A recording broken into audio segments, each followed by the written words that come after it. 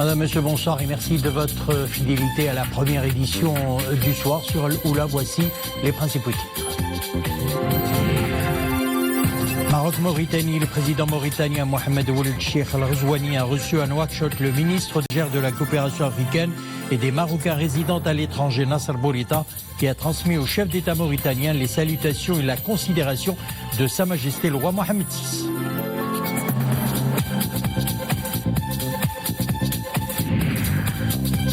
La pêche maritime, un secteur économique important au niveau de la région de Dakhla Oued Dahab. La pêche artisanale fait travailler plus de 11 000 marins. Ceux-ci peuvent désormais bénéficier des services de la couverture sanitaire pour l'amélioration de leurs conditions de vie.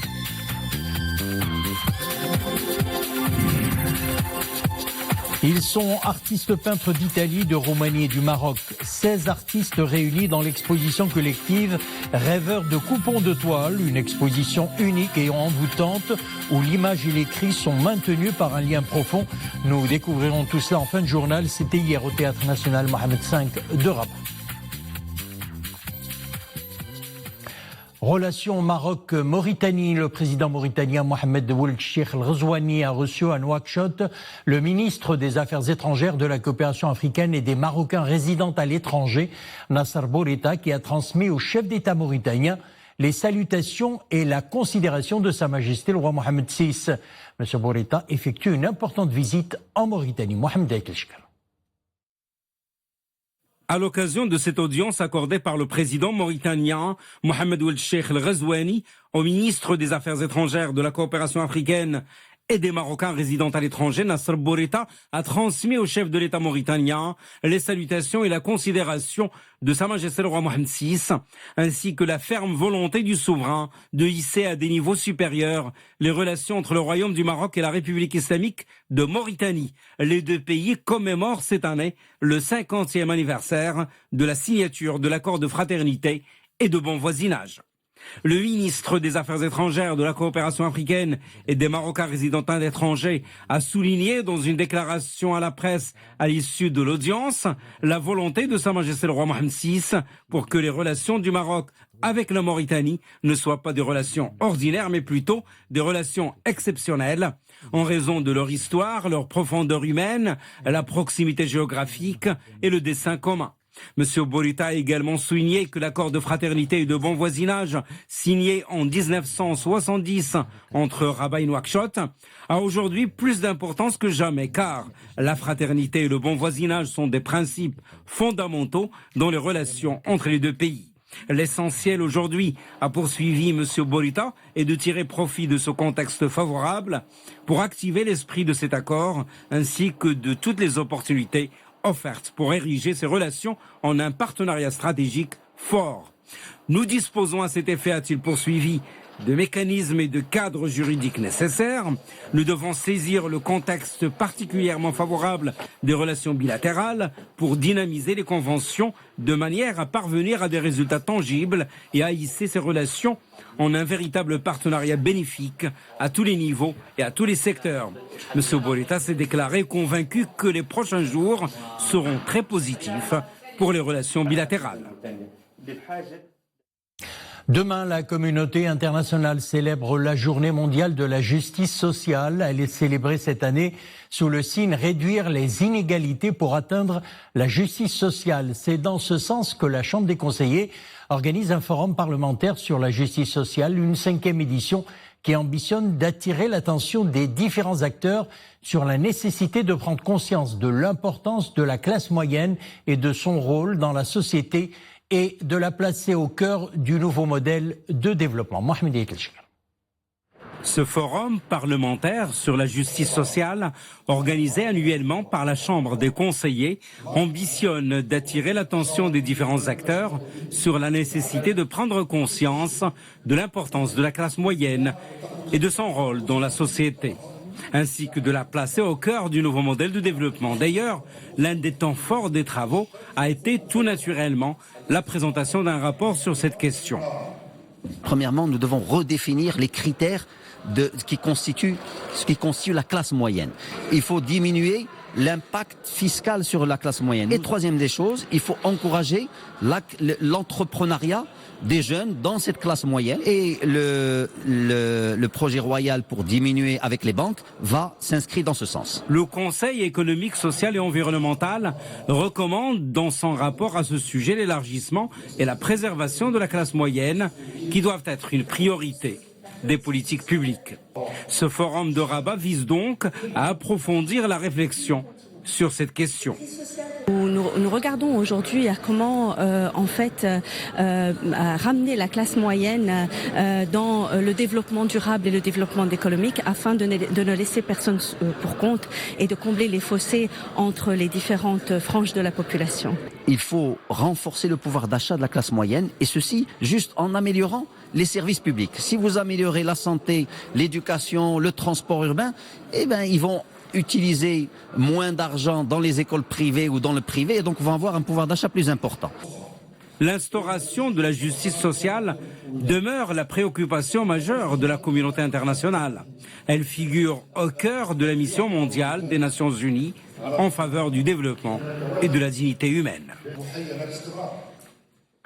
La directrice générale du Fonds monétaire international poursuit sa visite au Maroc. Kristalina Georgieva a été reçue par le chef du gouvernement et le ministre de l'économie, des finances et de la réforme de l'administration. Au menu des discussions, les préparatifs de l'Assemblée annuelle du FMI et de la Banque mondiale qui se tiendront en 2021 à Marrakech. Abdelhamid Jebran, Nissine Hamdaoui. C'est la première visite au Maroc de Madame Kristalina Georgieva depuis sa nomination à la tête du FMI en octobre dernier. L'occasion pour elle de constater la détermination du Royaume à poursuivre son engagement sur la voie des réformes économiques dans un contexte extérieur jugé difficile. Le Maroc est aujourd'hui un modèle de croissance et de développement économique dans l'avenir. Nous voudrions apprendre de l'expérience marocaine et travailler avec le Royaume qui poursuit ses réformes économiques. Sa Majesté le Roi souhaite le meilleur pour le développement du pays. Le Maroc, depuis 2012, réitère ce qu'on appelle la ligne de précaution et de liquidité, la LPL. Et cette ligne qui est de 3 milliards de dollars aujourd'hui, qui arrive à son terme à fin 2020, sert comme une garantie supplémentaire qui permet de faire en sorte que le Maroc puisse faire face aux chocs externes si jamais il y a eu lieu. Le Maroc ne compte jamais l'utiliser, mais elle existe et elle a permis évidemment de faire en sorte que les principaux bailleurs de fonds à l'international font confiance à notre pays. Au cœur des discussions, les préparatifs aux assemblées annuelles du groupe de la Banque mondiale et du FMI prévues en octobre 2021 à Marrakech. Un choix loin d'être fortuit. Le Maroc deviendra l'endroit propice aux affaires, à la finance et un lieu de rencontre entre les membres de la société civile et des parlementaires. Marrakech sera la capitale financière du monde le temps d'une semaine en mois d'octobre. C'est fantastique de voir que le lieu choisi pour abriter un tel événement soit chargé d'histoire, de culture et montrant une performance économique. La directrice du FMI n'a pas manqué d'appuyer la volonté du gouvernement d'accorder la priorité à l'inclusion sociale, aux réformes de l'éducation et à la décentralisation budgétaire.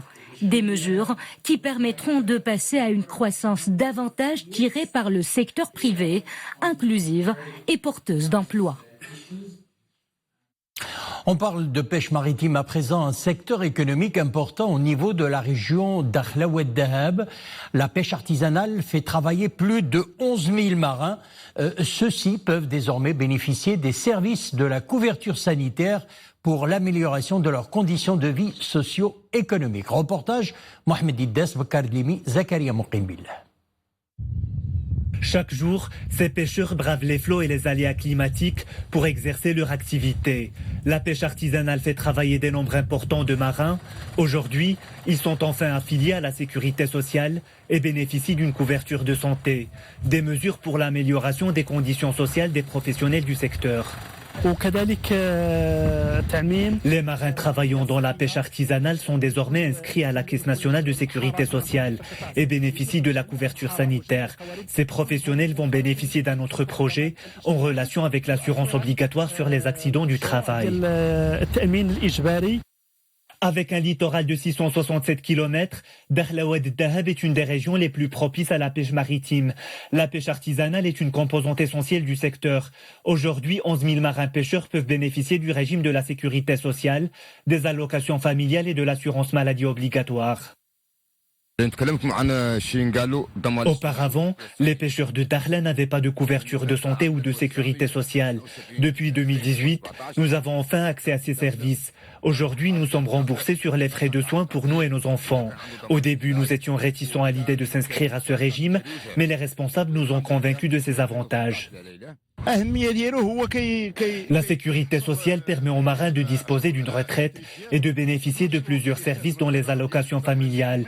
En tant qu'association professionnelle, nous avons défendu les intérêts des pêcheurs. À l'époque, les professionnels n'étaient pas conscients de l'importance de ce système avant d'y adhérer. Ces réalisations sont le fruit de l'implication de plusieurs partenaires, ministère de tutelle, Caisse nationale de sécurité sociale, Office national de la pêche et chambres professionnelles. Des programmes ambitieux pour l'amélioration des conditions socio-économiques des pêcheurs et la valorisation du secteur. On passe à l'actualité internationale à présent en Chine. Le chiffre des 2000 morts a été franchi suite à l'épidémie du coronavirus. Le nombre de contaminations en Chine continentale a atteint 74 185, soit 1749 de plus qu'hier. L'OMS se veut cependant rassurante. Hors de la province centrale de Hubei, épicentre de l'épidémie, la maladie touche une très petite proportion de la population avec un taux de mortalité d'environ 2%, rassure l'OMS. Sachez également que 500 passagers du paquebot de croisière Diamond Princess, placé en quarantaine début février, près de Tokyo, avec plus de 3700 passagers à bord, ont quitté le bateau.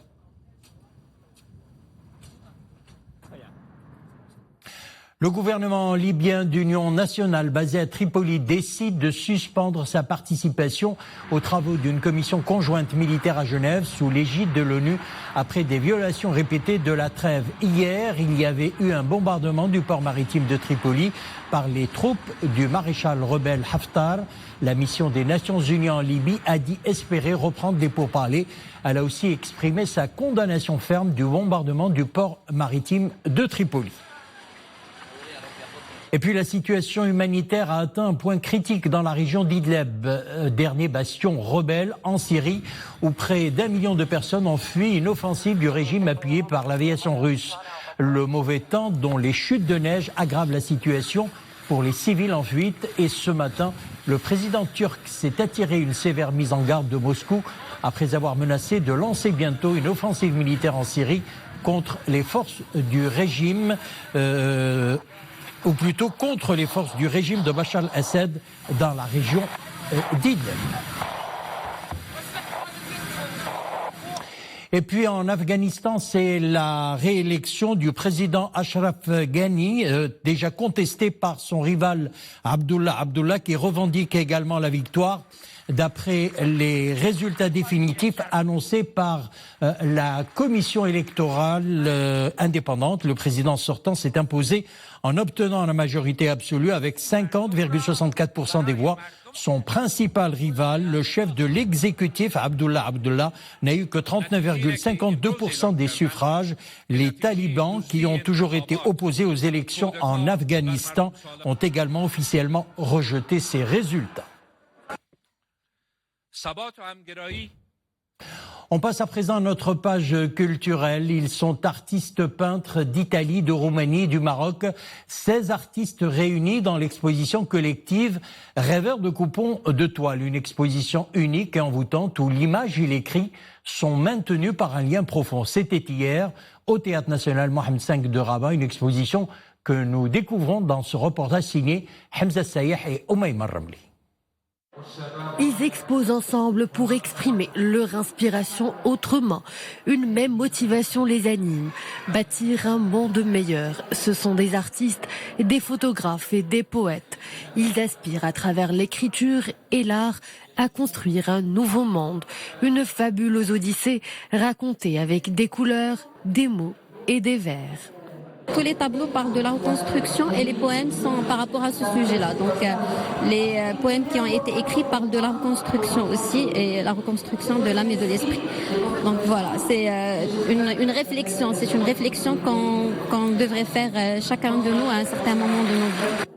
Une ode à la beauté et à la diversité. Des tableaux où on voit la femme dans toute sa splendeur. D'autres où la complexité de la notion du temps est captée par le pinceau. Des thèmes bien que différents. Ils œuvrent tous à contribuer à l'amélioration du monde.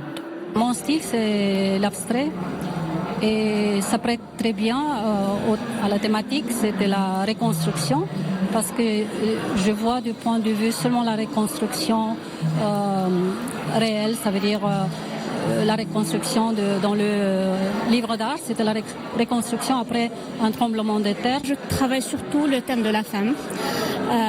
La maternité également, parce que j'estime que la maternité c'est le summum de l'amour qui pourrait exister sur Terre. Donc je l'ai représenté au niveau de mes toiles. Il n'y a pas d'art sans pensée et pas de pensée sans mots.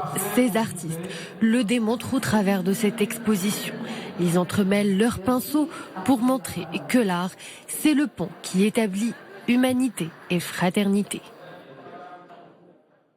C'est la fin de notre édition. Merci de nous avoir suivis. Bonne continuation avec la suite de nos programmes.